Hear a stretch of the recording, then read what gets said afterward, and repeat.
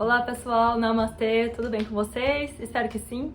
O vídeo de hoje eu vou falar um pouco mais sobre o último post que eu fiz lá no Instagram, falando sobre dor e yoga. Fica aqui comigo, já deixa seu like e vamos lá!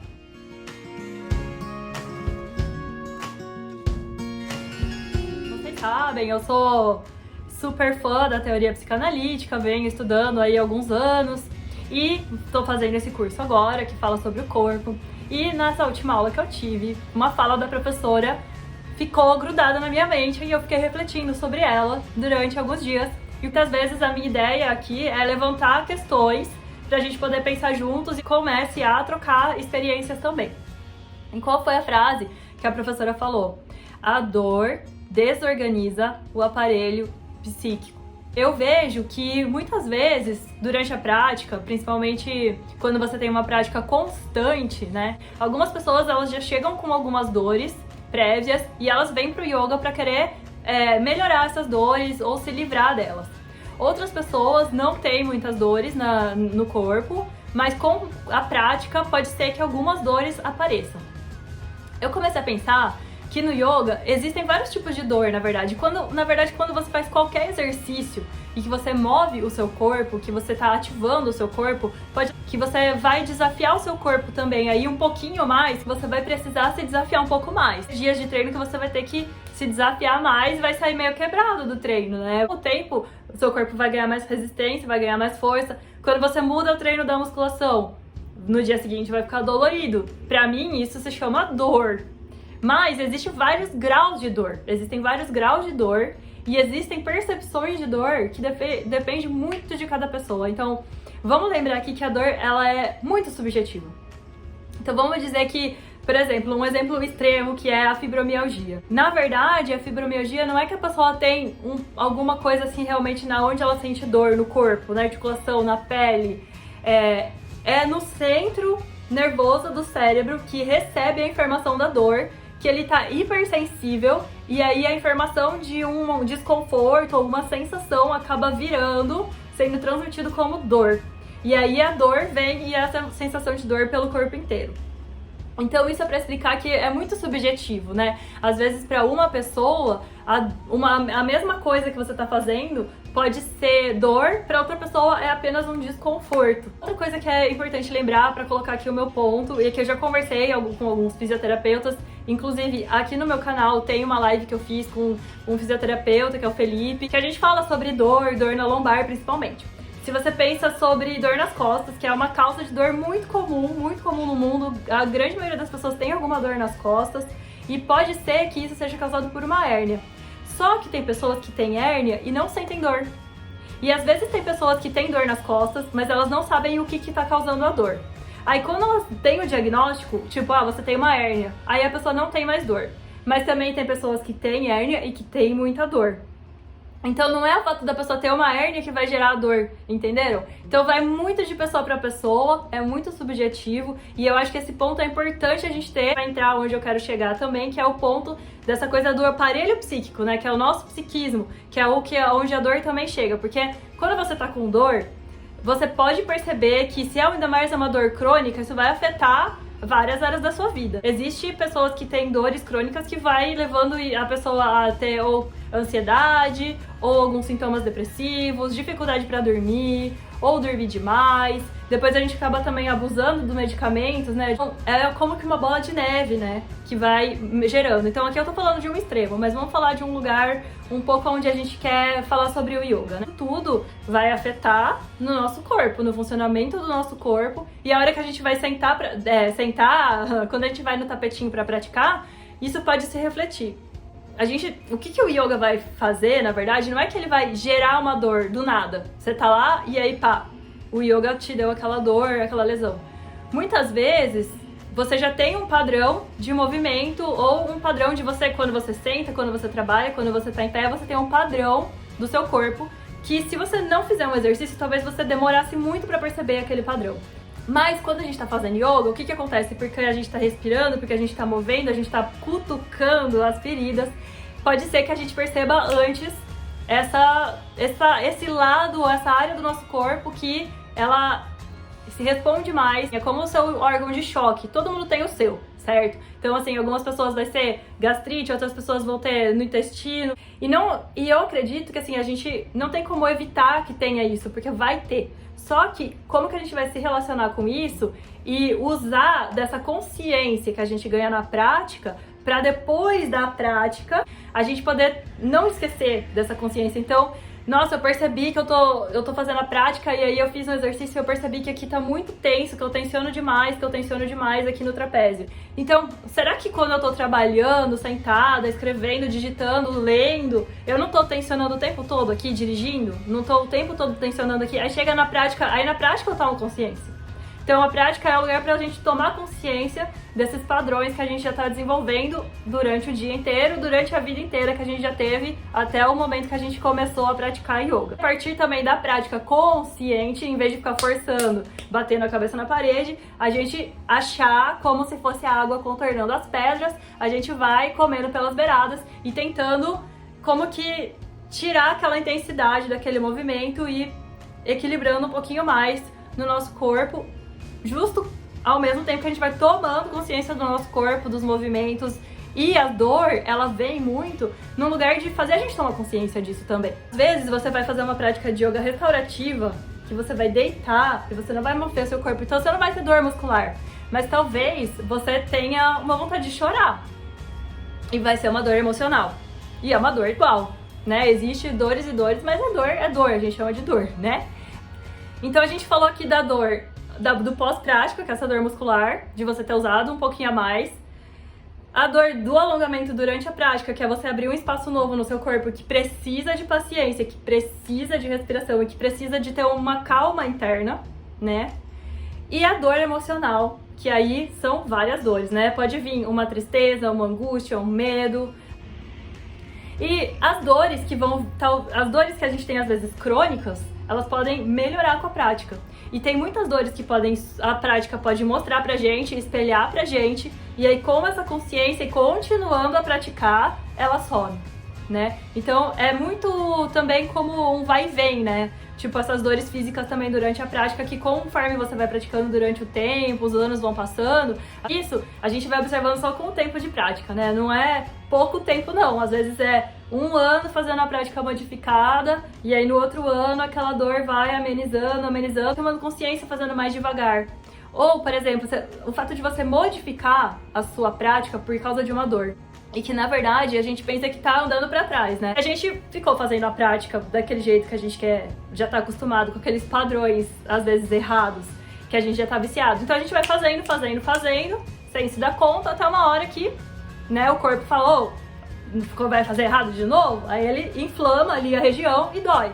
Aí você tem que dar um passo pra trás e observar. Opa, tô fazendo alguma coisa errada aqui. E aí você vai... Nesse momento que você vai modificar a sua prática, aí você vai começar a fortalecer outras partes do seu corpo e tomar consciência desse movimento que você estava forçando demais numa área específica, que é aquela área que está doendo. E aí você vai começar a...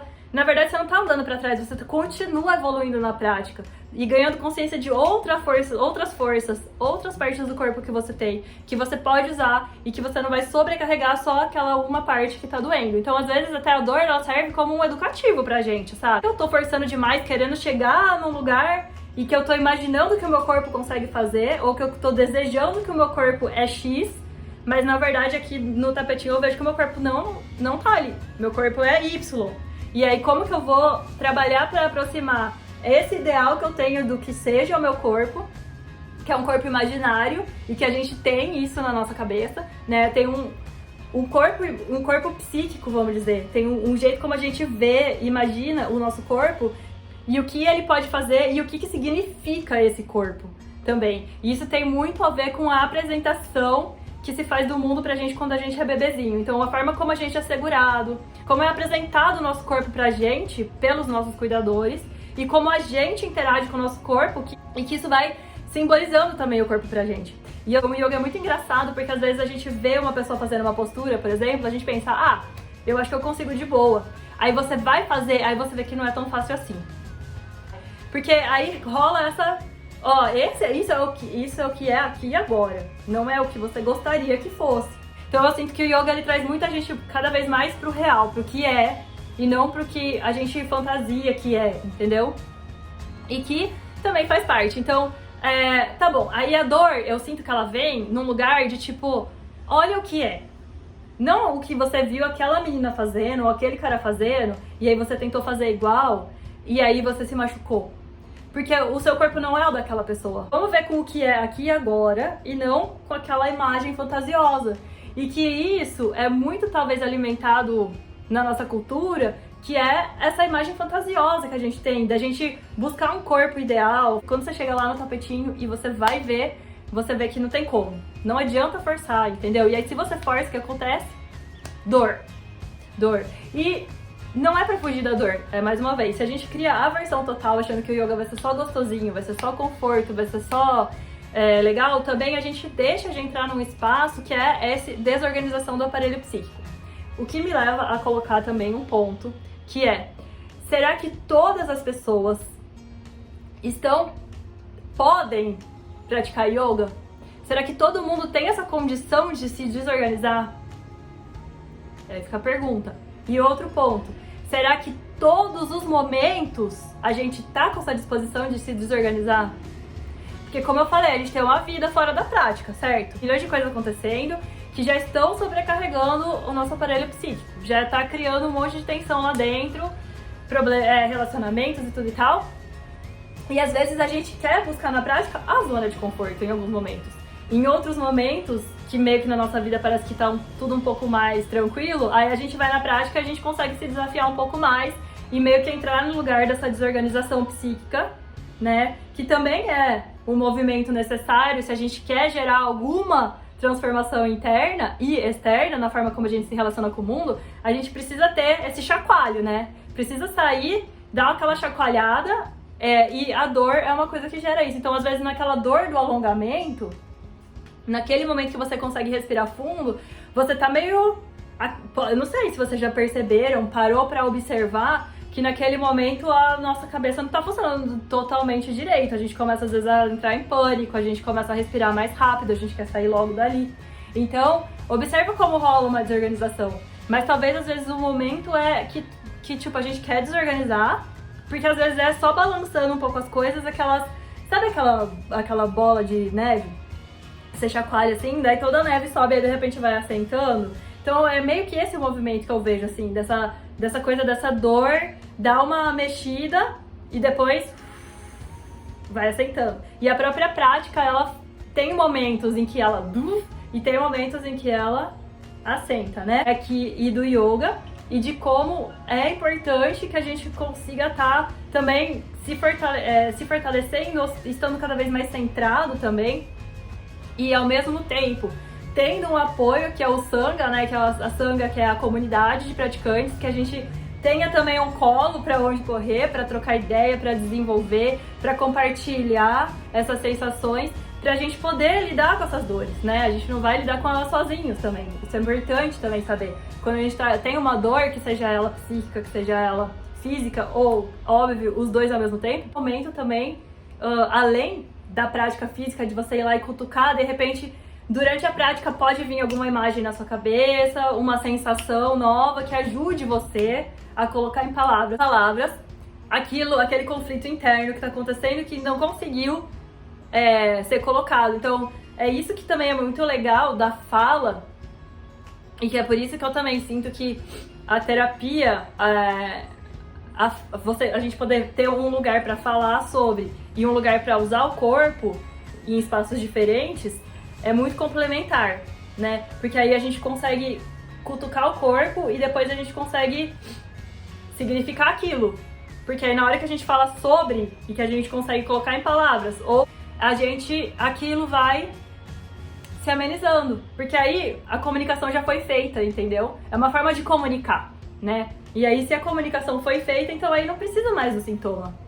E tem e é tudo junto, então você vai ter que fazer um tratamento também. Se você tem uma dor crônica, não sei o que, pode ser somatização, mas também você vai precisar de um tratamento orgânico, médico, além de você conseguir simbolizar aquilo que tá acontecendo. E aí talvez caia nesse lugar de tipo, eu tenho uma hérnia, mas não sinto dor, ou eu tenho uma hérnia e sinto muita dor, né? O orgânico tá lá, mas quando encontra o psíquico junto, pode aumentar o que tá rolando ou não, e o que aquilo tá querendo dizer de alguma forma. E aí precisa realmente de ter uma pessoa treinada, um terapeuta, né? Uma pessoa que fez faculdade, que estuda, que lê, que faz supervisão, que também faz análise para poder ajudar você a ver o que é. Não existe um livro que vai falar, dor nas costas significa isso, dor no pé significa aquilo.